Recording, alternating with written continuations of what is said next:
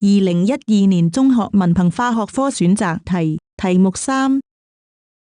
首先計算 m 的摩爾數，是 m 的質量除以它的摩爾質量，將55除以 m 的摩爾質量 39.1， 得出 1.4066。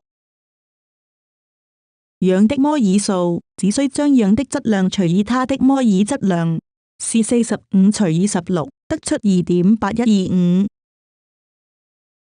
將兩個摩爾數化為整數，先將 m 的摩爾數除以 1.4066， 得出1。